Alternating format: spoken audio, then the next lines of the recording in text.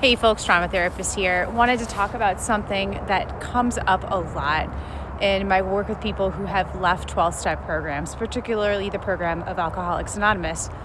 I want to make it clear this is not an attack on AA or the people who benefit from it. AA has helped millions of people over the decades, and for many, it's a life-saving community. This conversation is more about something different, how certain messages within the structure of AA can unintentionally reinforce the belief that someone is broken, powerless, or fundamentally flawed, especially for trauma survivors.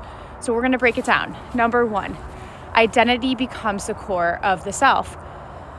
In AA, people introduce themselves as, hi, I'm insert your name and I'm an alcoholic, not I used alcohol to cope with the psychological pain of prolonged abuse and neglect, not I'm recovering. AA teaches once an alcoholic, always an alcoholic. And for some, that label brings a lot of clarity. But for trauma survivors, people who are already conditioned to believe that something is wrong with them, the label becomes an identity, all right? And this is who I am at my core. Instead of recognizing alcohol as a coping strategy, as a way that we survived, the label reinforces a lot of shame. Number two, powerlessness. Step one says we admitted that we were powerless over alcohol and our lives had become unmanageable. Some find this step relieving, a release of control.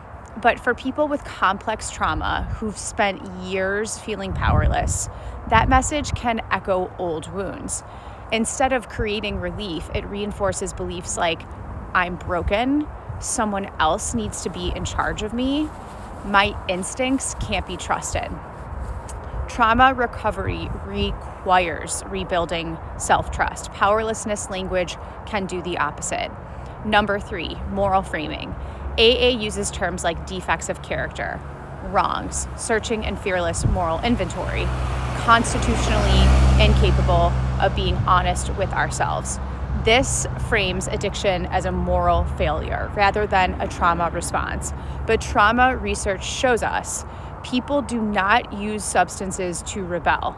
They are using them to regulate their nervous system and survive overwhelming amounts of emotional pain. And I am talking about compulsive use of substances. Number four, one narrative, no nuance. AA follows one model. You have a lifelong disease and you need the program and total abstinence forever. But healing is not one size fits all. If someone explores trauma therapy, harm reduction, or controlled drinking, they may be labeled as a dry drunk, in denial, not working the program. Their growth gets dismissed. It's pathologized. This message becomes without AA, you will fail. Number five, sponsorship and learned dependence. Sponsorship can be extremely supportive, but for some, it can also reinforce the belief I can't trust my own decision making. Instead of building internal wisdom and self-regulation, people are taught, ask your sponsor, check in before making major decisions. Don't trust your own judgment. And let's not forget stinkin' thinking. For trauma survivors who already doubt themselves, sponsorship can unintentionally replace one authority figure with another. It teaches dependence, not self-leadership. Here is the big picture. For many, AA is a lifeline, but for others, especially trauma survivors, the message becomes, I am broken. Someone else needs to manage me. I cannot trust myself. And then there are some trauma survivors who have found really unique ways of continuing to engage in the AA program while making adjustments to feel safe, okay? Addiction is not a character flaw. Compulsive alcohol use is not an identity, and powerlessness is not the path to healing. Comprehensive healing is about reclaiming your power and learning to trust yourself again.